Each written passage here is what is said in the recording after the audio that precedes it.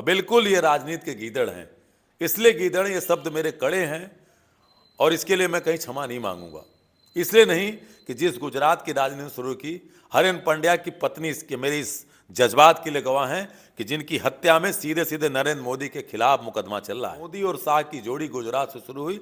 इन्होंने अपने प्रतिद्वंदियों को दुश्मन की निगाह से देखे। मध्य प्रदेश के मन में लाडली बहनों का क्या होगा, उन बहनों का क्या होगा जिसके भाई के साथ ये व्यवहार किया गया। शिवराज सिंह चौहान के साथ ये अन्याय है, क्योंकि उन बहनों के साथ अन्याय है। शिवराज जी ने खुद भी कहा कि दिल्ली जाके मांगने से कुछ अच्छा मैं मरना पसंद करूं। श्रीमती वसुंधरा राजे तक को नहीं मालूम है, वो इस गलतफहमी थी कि मुख्यमंत्री मैं ही बनूंगी। वो जब स्लिप पकड़ा दिया तो आपने देखा किस तरह से हक बक होकर के वो देख रही। 24 के लिए हमें तुम्हारी शिवराज सिंह चौहान कोई जरूरत नहीं है, वसुंधरा राजे हमें तुम्हारी कोई जरूरत नहीं है। तो क्या मोदी जी जो आज हिंदू धर्म के अनुसार जो 4 शंकराचार्य माने जाते हैं, वो सबसे बड़े शंकराचार्य तो वो हो गए, क्योंकि संविधान हमें ये कहता है कि संवैधानिक पद पे बैठा हुआ मुख्यमंत्री प्रधानमंत्री किसी मंदिर मस्जिद गुरुद्वारे का उद्घाटन नहीं कर सकता। अगर ये हिंदू धर्म का कार्ड खेल रहे हैं तो मुझे लगता है कि माननीय द्रौपदी मुर्मू जी के द्वारा अगर मोदी जी वो कृत करावें अयोध्या जाकर के, तो एक मैसेज होगा। कब तक इस बात को आप छिपाओगे कि आरएसएस का संघ प्रमुख केवल चित ब्राह्मण होगा? 98 साल की आरएसएस बूढ़ी होती जा रही है, आज तक एक दलित और बैकवर्ड उसका संघ प्रमुख नहीं बन पाया। कि बाप ने कभी बैट तक नहीं उठाया और उसका बेटा बीसीसीआई का सचिव बन जाता है। मैं पूछना चाहता हूं कि अमित शाह जी कौन सा रणजी ट्रॉफी का मैच खेले थे, जय शाह कौन सा क्रिकेट खेले थे कि वो बीसीसीआई के सचिव बन जाते हैं? और परिवारवाद कौन लोग हैं? मेनका गांधी के पुत्र वरुण गांधी, राजनाथ सिंह के लड़के पंकज सिंह, रमन सिंह के लड़के अभिषेक सिंह, कितनी पटकथा गिनाओ। वही भारतीय जनता पार्टी का परिवार बताइए जिसने देश की आज़ादी में शहादत दी हो। विधानसभा चुनावों के नतीजे सामने आने के बाद बीजेपी जहाँ जहाँ जीती थी वहाँ पे तो सीएम का इनाम का कोई चेहरा नहीं था। उसके बाद कुछ दिन तो इंतज़ार किया गया कि वहाँ पे सीएम का चेहरा किसका होगा। जहाँ एक तरफ मध्य प्रदेश में शिवराज सिंह चौहान, राजस्थान में वसुंधरा राजे और छत्तीसगढ़ में रमन सिंह के नाम की चर्चा हो रही थी, लेकिन कहीं ना कहीं बीजेपी जो है झटका देने वाली थी और उन्होंने झटका दिया। ऐसे नामों का ऐलान किया जो बिल्कुल दौड़ में थे ही नहीं और जो पुराने नेता थे जिनकी भी एक पहचान थी उनको दरकिनार किया गया, ऐसा अपोजिशन के लोग कह रहे हैं। जहाँ एक तरफ छत्तीसगढ़ में आदिवासी को सीएम बनाया, मध्य प्रदेश में ओबीसी समाज के मोहन यादव को सीएम बनाया गया और वहीं राजस्थान में सरवण समाज के भजन लाल शर्मा को बनाया गया। उत्तर प्रदेश के अखिलेश यादव जहाँ एक तरफ पीडीए को लेकर चल रहे थे और राहुल गांधी बराबर मांग कर रहे थे कि हम जाति जनगणना की बात कर रहे हैं, ओबीसी समाज की भागीदारी होनी चाहिए, निचले समाज की भागीदारी होना चाहिए, तो कहीं ना कहीं बीजेपी ने इसका तोड़ देने की कोशिश की है और बड़े नामों को पीछे करके एक ये मैसेज भी दिया है कि जो बीजेपी है किसी को भी बड़ा नेता बना सकती है, किसी को भी ये सीएम बना सकती है। बहुत तारीफ भी हो रही है और दूसरी तरफ लोग तनकीद भी कर रहे हैं। तो ऐसे में हम बनारस में हैं और बनारस में हमारे साथ उत्तर प्रदेश कांग्रेस कमेटी के प्रवक्ता संजीव सिंह मौजूद हैं।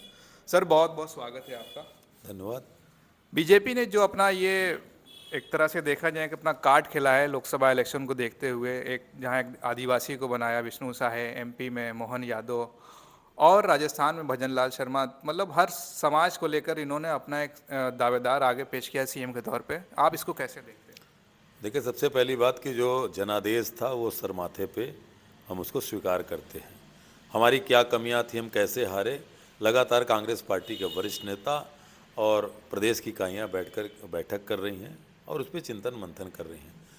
वहीं जहां मध्य प्रदेश में, छत्तीसगढ़ में, राजस्थान में भारतीय जनता पार्टी की सरकार बनी, उनको हम शुभकामना देते हैं कि जनहित में जो जो वायदे प्रधानमंत्री मोदी जी ने किया और मोदी जी के नाम पे ये चुनाव लड़ा गया, क्योंकि मध्य प्रदेश में कहा गया कि मध्य प्रदेश के मन में मोदी, मोदी के मन में एमपी, लेकिन जो सच सामने आ रहा है कि मध्य प्रदेश के मन में लाडली बहनों का क्या होगा, उन बहनों का क्या होगा जिसके भाई के साथ ये व्यवहार किया गया, जिन्होंने अपने भाई की रक्षा बांध करके केवल सरकार ही नहीं बनाई इस उम्मीद के साथ कि हमारा भाई बहनों की चिंता करता था।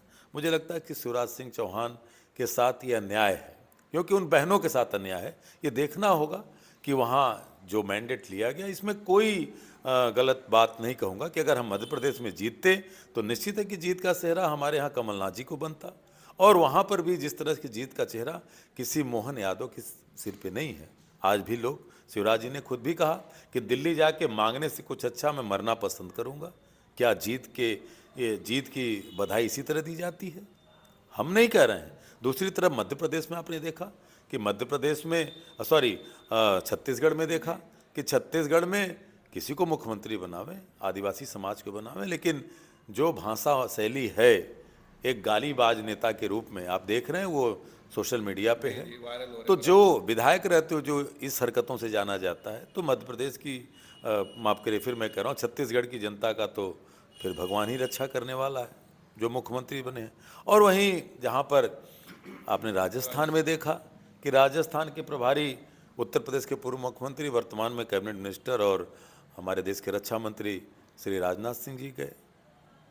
आपके कैमरे उसके गवाह हैं, क्योंकि आने पर और वहाँ पहुँचने पर राजस्थान की पूर्व मुख्यमंत्री और भारतीय जनता पार्टी की राष्ट्रीय उपाध्यक्ष श्रीमती वसुंधरा राजे तक को नहीं मालूम है, वो इस गलतफहमी थी कि मुख्यमंत्री मैं ही बनूंगी। वो जब स्लिप पकड़ा दिया तो आपने देखा किस तरह से हक बक होकर के वो देख रही। तो कहीं ना कहीं राजस्थान में इस बात की नाराजगी है। अब समस्या क्या है?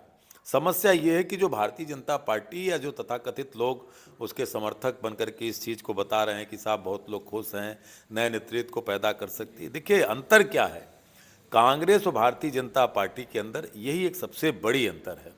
हमारे अंदर एक लोकतांत्रिक वैल्यू है। हमारे नेता चाहे अशोक गहलोत जी हों, चाहे हमारे नेता मध्य प्रदेश में कमलनाथ जी रहे हों, चाहे हमारे छत्तीसगढ़ में नेता वहाँ पे श्री भूपेश बघेल जी रहे हों, एक लोकतांत्रिक ढंग से वो शीर्ष नेतृत्व के सामने पूरे अनुशासन के साथ अपनी बात को रखते भी हैं, अपने विरोध को प्रकट भी करते हैं। लेकिन वो पार्टी जिसके यहाँ राष्ट्रीय अध्यक्ष के नाम पे चुनाव अगर आज पूछ दिया जाए कि जेपी नड्डा के खिलाफ चुनाव कौन लड़ा था, एक भाजपा का नेता बता दे, या श्री अमित शाह जी के खिलाफ चुनाव कौन लड़ा था। यहाँ पे अगर हमारे राष्ट्रीय अध्यक्ष श्री मल्लिकार्जुन खड़गे साहब चुने जाते हैं तो आपने देखा कि उनके खिलाफ शशि थरूर साहब को ऐसे वैसे नेता नहीं है, वो यूएन में एक लंबी पारी खेल करके आए हैं और जाने माने विद्वान इस देश के रहे। ऐसे लोग चुनाव लड़ते हैं और आपने देखा कि कांग्रेस के लोगों ने शशि थरूर जी के सामने मल्लिकार्जुन खड़गे साहब को अपना नेता चुना। तो कहने का मतलब है कि जिस पार्टी में लोकतांत्रिक वैल्यू नहीं है वो लोकतंत्र की रक्षा नहीं कर सकती। और कहीं न कहीं तीनों राज्यों में राज्यों की जनता की और उनके लोकप्रिय नेता की अनदेखी करके मोदी शाह की तानाशाही हावी है इस बात की कि 24 के लिए हमें तुम्हारी शिवराज सिंह चौहान कोई ज़रूरत नहीं है, वसुंधरा राजे हमें तुम्हारी कोई ज़रूरत नहीं है, रमन सिंह हमें तुम्हारी कोई ज़रूरत नहीं है। ये बताना चाह रहे हैं क्योंकि ये सत्ता केवल और केवल एक अडानी के लिए इस पूरे देश को बेचना चाहती है। और कहीं न कहीं नेताओं में थोड़ा मादा था। अगर आपके चैनल पे कह रहा हूँ कि अगर तनिक भी इन लोगों को अपने अपने प्रदेश की उस जनता के सच्चे प्यार का सम्मान अगर होगा तो निश्चित है कि 2024 में जो आपने कहा कि मोदी और शाह ने जो गोटी बिछाई है उसको फेल करके और अपने प्रदेश की जनता का सम्मान दिलाएंगे। अच्छा, कहीं ना कहीं एक मैसेज देने की ये भी कोशिश गई है कि बीजेपी पर एक इल्ज़ाम लगता रहा कि सवर्ण समाज को लेकर आगे चलती है और बराबर राहुल गांधी बोल रहे थे कि जाति जनगणना की बात और फिर संसद में ओबीसी की भागीदारी, तरह तरह के एक तरफ अखिलेश यादव उत्तर प्रदेश में पीडीए की बात करते हैं, तो कहीं ना कहीं इसका तोड़ निकालने की बीजेपी ने कोशिश की है। मैं अगर इसको सिद्ध करके बता दूं कि ये कभी नहीं करेंगे, और अगर एक राज्य में यादव मुख्यमंत्री चुन करके बताना चाहते हैं कि मध्य प्रदेश जो उत्तर प्रदेश की सीमाओं से छुआ है तो हम वहाँ एक यादव को बना दिए, वो ये बताना चाहते हैं कि एक बार में विधानसभा चुनाव जीत करके आने वाले भरत शर्मा को हमने वहाँ पे एक क्षत्रिय महारानी और एक बैकवर्ड क्लास के उप मुख्यमंत्री बना करके एक ब्राह्मण को हमने बना दिया, तो ब्राह्मण वोट साटना चाहते हैं पूरे उत्तर प्रदेश से लेकर के। तीसरी तरफ आदिवासी को, तो मेरा ये कहना है कि तब तो इस पार्टी को स्वीकार करना चाहिए कि विपक्ष जो मुद्दा लेकर के चल रहा जाति जनगणना का करा देना चाहिए। अब तो बिल्कुल कराना चाहिए, इसलिए कराना चाहिए कि भाई आदिवासियों में भी उनकी पहुंच गई है, ओबीसी में भी पहुंच गई है, सवर्ण राजपूतों में पहुंच गई है, ब्राह्मणों में भी पहुंच गई है, तो निश्चित कराना चाहिए। नहीं कराएंगे, क्योंकि अगर ये कराते तो मैं आपके चैनल पे कह रहा हूं कि मोदी जी जिस अयोध्या में 22 जनवरी को जा रहे हैं, क्योंकि भगवान राम ने तो माँ सबरी के जूठे बेर खाए थे, उनको भी हम आदिवासी दलित महिला के रूप में रामायण से जानते हैं। तो क्या मोदी जी जो आज हिंदू धर्म के अनुसार जो 4 शंकराचार्य माने जाते हैं, वो सबसे बड़े शंकराचार्य तो वो हो गए हैं, क्योंकि संविधान हमें ये कहता है कि संवैधानिक पद पे बैठा हुआ मुख्यमंत्री प्रधानमंत्री किसी मंदिर मस्जिद गुरुद्वारे का उद्घाटन नहीं कर सकता। बिल्कुल पूजा कर सकता है, उसकी व्यक्तिगत चीजें, लेकिन संवैधानिक पद पे बैठे ना, क्योंकि धर्मनिरपेक्ष राज्य है, इसका पालन करना चाहिए। आज तमाम लोगों ने किया है। मैं इसीलिए कहना चाहता हूं कि अगर ये सारी चीजें दिखाने के बाद भारतीय जनता पार्टी इसको काट बताती है, तो मैं ये कहना चाहता हूं कि मर्यादा पुरुषोत्तम भगवान राम के आदर्शों का अनुकरण अगर भारतीय जनता पार्टी दिखाना चाहती करते हैं, तो जिस तरह से भगवान राम ने माता सबरी के जूठे बेर खाए थे, वो 22 जनवरी को अयोध्या में जाकर के वहाँ शिला पूजन या भूमि पूजन जो भी करा रहे हैं, देश के राष्ट्रपति महामहिम से तो नए संसद का उद्घाटन नहीं कराया, जो कि उनका अधिकार बनता था आर्टिकल 79 के तहत। अब अगर ये हिंदू धर्म का कार्ड खेल रहे हैं, तो मुझे लगता है कि माननीय द्रौपदी मुर्मू जी के द्वारा अगर मोदी जी वो कृत करावें अयोध्या जाकर के, तो एक मैसेज होगा। जाति जनगणना की घोषणा करें तो ये एक मुद्दा होगा। और वहीं पे कब तक इस बात को आप छिपाओगे कि आरएसएस का संघ प्रमुख केवल चित्पावन ब्राह्मण होगा?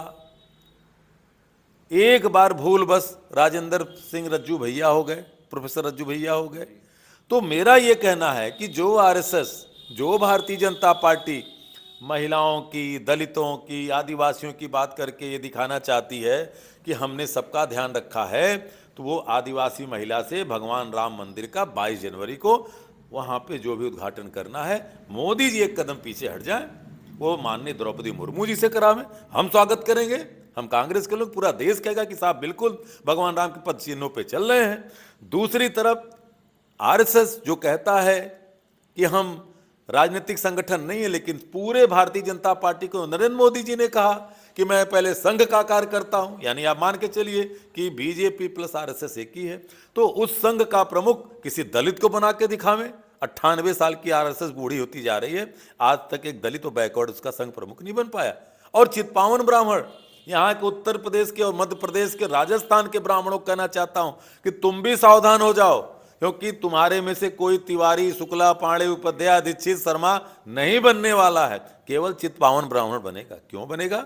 हमारे ब्राह्मणों में क्या कमी है? और चौथी और महत्वपूर्ण बात कहना चाहता हूं कि अगर इनको सर्व समाज के साथ बहुत प्रेम है, तो भैया एक बार किसी प्रदेश का अध्यक्ष किसी मुसलमान को बना के दिखा दे, किसी दलित को बना के दिखा दे, क्योंकि मोदी मित्र भी चाहिए और पासमानदा की भी बात करेंगे, तो अध्यक्ष क्यों नहीं चाहिए भाई? क्या खराबी उसके अंदर? अगर वो मोदी का मित्र बन सकता है, तो बनाया ना तारिक अनवर को। मैं तो कह रहा हूं कि उत्तर प्रदेश में, तो कह रहा हूं भाई इनको इतिहास का सृजन करना, क्योंकि ये लोग इतिहास को ही नहीं मानते, तो चाहिए भाई हमें आपसे सीखना है। आप इतिहास में उत्तर प्रदेश ने, किसी भी प्रदेश में आपको मोदी मित्र चाह रहे हैं 24 के चुनाव के लिए, और कहां चाह रहे हैं? अल्पसंख्यकों के बीच से चाह रहे हैं। तो अगर मोदी मित्र चाह रहे हैं, तो आप किसी प्रदेश में एक अल्पसंख्यक को आप कम से कम वहां का प्रदेश अध्यक्ष बना दीजिए। एक सांसद तक का टिकट तो उन्होंने दिया नहीं, उपाध्यक्ष बनाने की बात करें ना, कह 303 पाए थे, पूछिए, एक सांसद का टिकट अल्पसंख्यक को नहीं दिया। कहते हैं साहब चुनाव जीतने की रणनीति अलग है, तो चुनाव जीतने की इनकी यही रणनीति है कि एक जगह यादव को बैठा दिया, एक जगह आदिवासी को बैठा दिया, एक जगह ब्राह्मण को बैठा दिया, और वहीं पे कहीं छत्री, ये उनकी। अच्छा, एक सवाल ये भी है कि जब से ये मामला हुआ है, तीनों के नाम सामने आए, तो सोशल मीडिया पे लोग तरह तरह के कमेंट कर रहे हैं, खासकर कांग्रेस के खिलाफ जो बीजेपी समर्थक लोग हैं, वो कह रहे हैं कि बीजेपी में परिवारवाद नहीं है, किसी को भी उठाकर बड़ा नेता बना देती है बीजेपी, और एक लोकतांत्रिक तरीके से पार्टी चलती है। और कांग्रेस की बात करें तो कांग्रेस में जो शुरू से बनता आया है, चाहे एमपी में कमलनाथ रहे हों, अशोक गहलोत रहे हों, तो मतलब उसके सामने कोई नया चेहरा ये लोग नहीं लाते। मुझे लगता है कि कांग्रेस की बात जब भारतीय जनता पार्टी परिवारवाद को लेकर कहती, तो सबसे पहले हंसी आती देश के लोगों को कि जिसके बाप ने कभी बैट तक नहीं उठाया और उसका बेटा बीसीसीआई का सचिव बन जाता है। मैं पूछना चाहता हूं कि अमित शाह जी कौन सा रणजी ट्रॉफी का मैच खेले थे, जय शाह कौन सा क्रिकेट खेले थे कि वो बीसीसीआई के सचिव बन जाते हैं? और परिवारवाद कौन लोग हैं? मेनका गांधी के पुत्र वरुण गांधी, राजनाथ सिंह के लड़के पंकज सिंह, रमन सिंह के लड़के अभिषेक सिंह, कितनी पटकथा गिनाऊं इन लोगों की। तो परिवारवाद ये नहीं है। क्या किया इन लोगों के बारे में। और कैबिनेट में जहां पे पीयूष गोयल के पिता क्या थे, पुराने संघ के नेता थे, कैबिनेट मिनिस्टर है, कितने लोग उस मोदी जी के कैबिनेट में। तो ये परिवारवाद की बात कहना। और जितना मैं और भी कहना चाहता हूं, ज्योतिरादित्य सिंधिया क्या है, इनके पिता क्या थे। तो ये नहीं चलेगा। लेकिन कहीं ना कहीं कांग्रेस जो है इसको बताने में पब्लिक को कहीं ना कहीं नाकाम रही है। एक जो परसेप्शन बना हुआ है पब्लिक में कि कांग्रेस में परिवारवाद है। नहीं, देखिए कांग्रेस में जो परिवारवाद है जिसको लेकर कहते हैं, मैं तो कहता हूं कि गांधी परिवार की तरह एक परिवार इनके पास हो। और गांधी परिवार कांग्रेस के लोगों ने और इस देश के वो लोग जो कांग्रेस में विश्वास करते थे वो उसमें विश्वास करता है। ऐसा परिवार जिसने शहादतें दी हैं, कोई भारतीय जनता पार्टी का परिवार बताइए जिसने देश की आज़ादी में शहादत दी हो। भाई नेहरू जी 11 साल जेलों में रहे, पूरी जिंदगी खपा दी। नेहरू जी जेल में रहे और ये कहते हैं साहब कि सावरकर भी जेल में थे। अरे सावरकर किसी डीएम की हत्या में नहीं वांछित थे। नेहरू जी इस देश की आज़ादी के लिए जेल गए और सावरकर ने जेल में जाकर के 6 बार माफी मांगी और नेहरू जी ने कलम आ करके डिस्कवरी ऑफ इंडिया लिखी। ये अंतर है। उस व्यक्ति ने देश का सृजन किया, सोच का सृजन किया कि देश कैसे चलेगा। तभी कहा कौन है भारत माता, नारे से नहीं, कहा कि भारत माता हिंदुस्तान में रहने वाला हर एक व्यक्ति, हर एक महिला है। वो नेहरू थे। इंदिरा गांधी जी ने, उनको पूर्ण तरह से मालूम था जब उनके सुरक्षा कर्मियों में कहा गया कि साहब एक धर्म विशेष के लोग हैं, उनसे खतरा है, तो इंदिरा जी ने कहा कि नहीं, अगर मैं उनको हटा दूंगी तो कल ये मैसेज जाएगा कि साहब एक प्रधानमंत्री ने उस धर्म विशेष के लोगों को अलग कर दिया। इंदिरा जी ने गोली खाई जानते हुए कि हमला होने वाला है।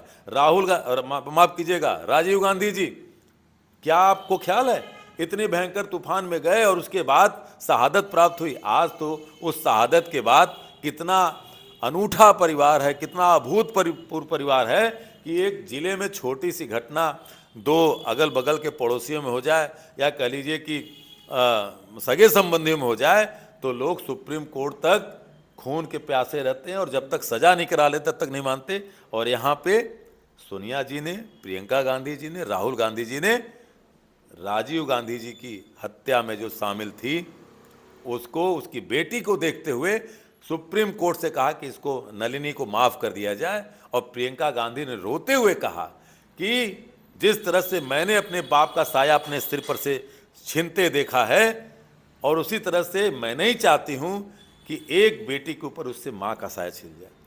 ये करुणा है, वो परिवार है। ये वो नहीं समझेंगे जो गांधी की हत्या में शामिल थे, जो वो नहीं समझेंगे कि इस देश को शहादत देने वाले हमारे सीमा पे जब जवान शहीद होते हैं तो हमारे देश के प्रधानमंत्री जी भारतीय जनता पार्टी कार्यालय में भाषण देते हैं। वो नहीं समझेंगे शहादत की भाषा। अच्छा, आखिरी सवाल रहेगा। कुछ लोग ये भी कह रहे हैं कि जो तीनों राज्य में सीएम बने हैं, कहीं ना कहीं उनके जो चेहरे थे पहले के, चाहे शिवराज सिंह चौहान, वसुंधरा राजे, तो एक बड़ा चेहरा था और मोदी, अमित शाह ये नहीं चाहते कि कोई बड़ा चेहरा उनके सामने आए, तो ये लोग कुचलना चाहते हैं बड़े चेहरे को बीजेपी में। और इसी बीच शिवराज सिंह चौहान का एक वीडियो भी वायरल हो रहा है पहले का, इसमें वो कह रहे हैं कि अगर कोई शेर की खाल ओढ़ ले तो शेर नहीं होता। तो कहीं ना कहीं एक ये मैसेज भी बीजेपी देने की कोशिश। बिल्कुल सही कहा। मैं इस बात की ताकीद करता हूं कि गीदड़ कभी शेर नहीं बन सकते और बिल्कुल ये राजनीति के गीदड़ हैं। इसलिए गीदड़, ये शब्द मेरे कड़े हैं और इसके लिए मैं कहीं क्षमा नहीं मांगूंगा। इसलिए नहीं कि जिस गुजरात की राजनीति शुरू की, हरेन पंड्या की पत्नी इसके, मेरे इस जज्बात के लिए गवाह हैं कि जिनकी हत्या में सीधे सीधे नरेंद्र मोदी के खिलाफ मुकदमा चल रहा है। ऐसे लोगों को, शंकर सिंह वाघेला को चुनाव भारतीय जनता पार्टी से अलग करने वाले कौन लिखते? केशुभाई पटेल को लेकर, केशुभाई पटेल की राजनीति से अलग थलग करने वाले लोग कौन थे? तो भारतीय जनता पार्टी जब से मोदी और शाह की जोड़ी गुजरात से शुरू हुई, इन्होंने अपने प्रतिद्वंदियों को दुश्मन की निगाह से देखा। इसलिए क्योंकि राजनीति में हम कांग्रेस के लोग जानते हैं कि अपने विपक्षी को प्रतिद्वंदी समझते हैं हम, और सकारात्मक राजनीति के लिए प्रतिद्वंदी समझते हैं। लेकिन भारतीय जनता पार्टी में मोदी और अमित शाह अपने दल के भीतर जो लोग उनकी बराबरी करना चाहते हैं उनको प्रतिद्वंदी नहीं, उनको दुश्मन समझते हैं। इसलिए आज हरेन पंड्या का मामला उठा के देख लीजिए, केशुभाई पटेल का मामला उठा के देख लीजिए, शंकर सिंह वाघेला को उठा करके देख लीजिए, और तमाम आज भी जो आईएएस अधिकारी संजीव भट्ट जैसा अधिकारी जो कि कोर्ट से बाइज्जत बरी था, प्रधानमंत्री बनने के बाद जबरदस्ती मुकदमे खोला गया और आज तक उस व्यक्ति को जेल में रखा गया। क्या हुआ जस्टिस लोया का? पूरे देश ने देखा। क्या हुआ उस बहन के साथ रेप करके लोग आते हैं और नाम भूल रहा हूं, और उसके बाद बिल्किस बानो का, और कौन लोग सम्मान कर रहे हैं? यही हो रहा है। नारी बचाओ अभियान इनका है, नारी शक्ति वंदन यही है कि इनका विधायक अभी दुद्धि का कल अभी सजा हुई है, 15 तारीख को सजा उसकी होगी, जो कि जब नरेंद्र मोदी सत्ता में आए थे 14 में, तो उसी समय की एक छोटी सी बालिका के साथ रेप का वो एक्यूज था। और ये बेटी बचाओ बेटी पढ़ाओ कि ये लोग मानक हैं, यही सिंबल है, यही सिंबल है इनका। तो कहीं ना कहीं मोदी और शाह का युग जब से आया, मैं फिर से कहना चाहता हूँ और अंतिम बात कि वो भारतीय जनता पार्टी नहीं है। मैं मानता हूँ कि हमारी उनकी वैचारिक असमानता है और रहेगी जब तक वो सेकुलर और सोशलिस्ट सोच के नहीं होंगे। लेकिन अटल जी, आडवाणी जी की राजनीतिक वैचारिकी व्यवस्था थी, इनकी व्यवस्था वैचार की नहीं है, इनकी व्यवस्था मानव के ऊपर है, मानविकी पे है। और वो मानविकी कैसी कि जो मेरी हाँ में हाँ करे वो मेरा साथी होगा, जो मेरी हाँ में हाँ नहीं करेगा हम दुश्मन की तरफ से बर्ताव करेंगे और जान लेने में भी पीछे नहीं हटेंगे। वो काम किया है। हरेन पंड्या की पत्नी आज भी कोर्ट में लड़ रही हैं और एक कांग्रेस सांसद को जिंदा जला दिया गया था। ख्याल होगा आपको उस दंगे में किसका नाम लिया था उनकी बेवा ने? जकिया जाफरी ने। तो इसलिए इनकी ये राजनीति की पहचान है। चलिए, बहुत शुक्रिया। हमारे साथ संजीव सिंह थे। कई सारे सवालों का इन्होंने बड़ी अच्छे तरीके से जवाब दिया और जाहिर है कि बीजेपी ने जो ये कार्ड खेला है सवर्ण और ओबीसी और आदिवासी का, तो लोकसभा इलेक्शन को देखते हुए क्या और बड़े बड़े जो चेहरे थे उसको पीछे हटा दिया है और एक बार फिर से लोगों को झटका दिया है नए चेहरों का ऐलान करके। तब तक के लिए आप देखते रहिए खोज खबरिया। बहुत बहुत शुक्रिया।